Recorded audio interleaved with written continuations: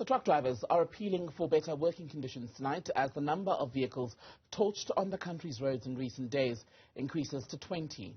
One person has been hospitalized and another truck set alight, this time in Mpumalanga. The police minister, Zikhona Tshona, says 12 people of interest have been identified so far. Let's get you more then on this story. Bring in our reporter, Mweli Masilela, who's been watching developments in Mpumalanga. We're hoping to get an idea of what happened at the police briefing and also have a look at developments around KZN. But for now, Mweli, let me start with you.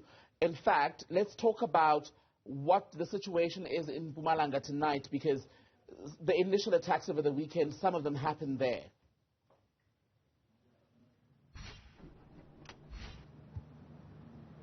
Tambegile, I can tell you that there is a lot of concern, not only from the side of trucking companies, but also on the side of the truck drivers themselves, as well as community members. The incident that happened in the early hours of this morning between this area, Emelo and Piet Retief, actually sparked those issues that have been on the spotlight for a long time. You'll remember this is not new, because when you look at the issue of Komati Port, that's where most of the truck drivers cross into Mozambique at the Libombo border post. There have been quite a number of attacks there reported by the police at Tambegile, and most of the truck drivers that have been involved or have been caught on in those incidents, we will find that they are kidnapped, and then later those criminals will demand money, and some of the truck drivers being robbed of their belongings, and then now these incidents of the trucks being torched. So indeed, when I speak to some of the motorists and the community members along the N2 where these incidents happened, they are actually calling for calm, saying that this is not only compromising the economy of the country. As motorists themselves, they are also concerned about their safety. So in Mpumalanga, as we are mentioning, the 20 trucks that have been attacked here in the province, it's a total of 9 trucks in terms of incidents that have been reported.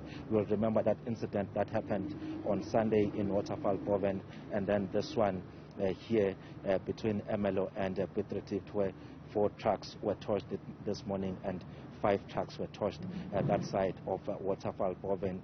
So we spoke to the police at Tambegile, and what they are saying is that yes, there are no arrests yet, but indeed they are following leads. As you have seen that video that has been circulating on social media, the visible face of that supposed criminal torching one of the trucks. So right. Police are positive, quite positive, that indeed they will be able to get on the heels of those suspected people who are alleged to be involved in the burning of trucks. And really, very briefly, it's important that the situation in Mpumalanga gets urgent attention when you consider just how many goods move through that province, some of them to neighboring countries.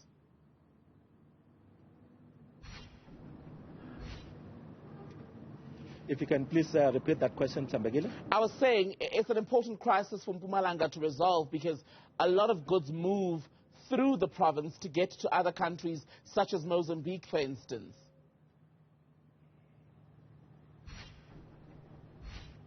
Yes, indeed. That is why tomorrow we are planning to concentrate on the economic hub of Mpumalanga, which is Emalahleni. That is where most of the mining houses are, and some of the trucking companies are located. Just to speak to some of the owners of the trucks or trucking companies, as well as the mining houses, how is this affecting them? And we know that the N4 is mostly the gateway to the neighboring countries. That's where most of the goods are heading to, that is Mozambique and Eswatini. But what is also worth noting at Tambegile is that speaking to some of those organizations that are representing truck drivers as well as trucking companies, they are saying that they themselves remain in the dark in terms of what might be the motive behind these attacks, even though some of those organizations are saying that there are those long-standing issues between themselves and government in as far as the implementation of regulations in the freight industry are concerned, but they are not in support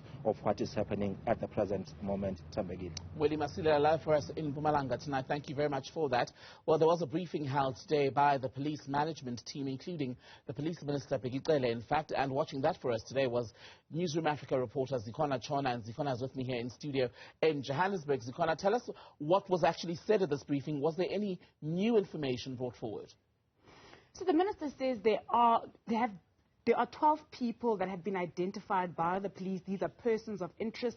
He says they are located around the country, but concentrated in KZN as well as Mpumalanga. The minister also says that according to the evidence before them, these attacks on trucks are well orchestrated, sophisticated, and very well organized. He also says that with the evidence that they have before them, there is nothing that currently links the recent spate of violence against trucks to the July unrest that we saw taking place in 2021. He says this seems to be labor-related. He's also alluded to the fact that there may be people in the country that are unhappy with the hiring of foreign nationals as truck drivers in the country. But let's take a listen to what the minister had to say, particularly around the economic sabotage that police seem to think or believe that these truck attacks are. We don't have evidence that this is linked to July. We're not denying it.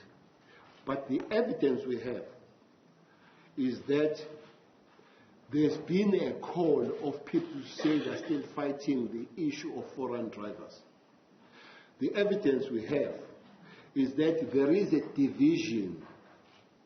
There is a division among the people that are in the particular structure of the trucks, one or two. The evidence we have is that this thing is coordinated on the sabotage of economy, people fighting on wars of economy and their issues of some industry. We do have that. So if there is any other, we'd love to have it. But as we speak now, we do not have evidence that is linked here. We know that there are opportunists. What also came out of the briefing is that police told the media that there was intelligence prior to these attacks, but it was not clear as to when and where these attacks would take place, but they say they continue to monitor the situation. Vicky Cele also saying that reinforcement, and as far as policing is concerned, has been beefed up on highways, particularly in KwaZulu-Natal. The army has also been brought in around Mweli River, which is where we saw the first spate of attacks over the weekend. So for now, what we know is that 12 people have been identified by police as persons of interest. Those will continue to be investigated. As Mweli mentioned, there are currently videos circulating on social media. Police say those videos are currently being analyzed and will become part of police evidence as this investigation continues. Zikhona Tshona, thank you very much for that update from the police briefing held today on the attacks on trucks. Briefly now, we can go to KZN, in fact, get an idea of what's going on in that part of the country. Bring in another of our reporters, Karinda Jagmohan. Karinda, speak to us about what appears to be at the heart of the attacks on trucks in that part of the country.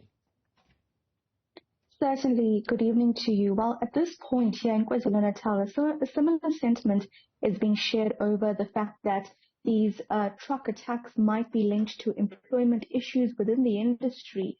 On the ground in the Richards Bay area where we visited today, because 2 trucks were set alight there this week, many of the truck drivers spoke about the fact that they fear just going to work on a daily basis, but they also said that while the spotlight is on them, essentially, they want to speak about the poor working conditions they face.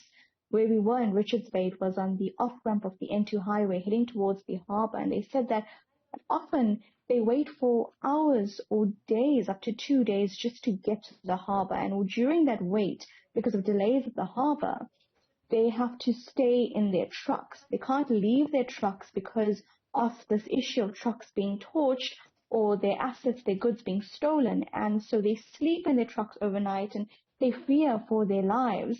At the same time, we also, while we were speaking to some truck drivers, another truck pulled up next to our team and insisted on being interviewed. And this man was from Zimbabwe, and he said that he fears for his life because he knows, or he fears that the attacks are occurring because of the employment of foreign nationals in this truck industry. We also spoke to another South African truck driver who spoke about the fact that he has not been home in 2 weeks, and while he's sleeping on the N2 highway tonight, waiting to get to the harbour, he's missing his wife and children and fearing or hoping that he'll get home in safe condition. Karinda Jagmohan, thank you very much for that update on the situation in KwaZulu-Natal.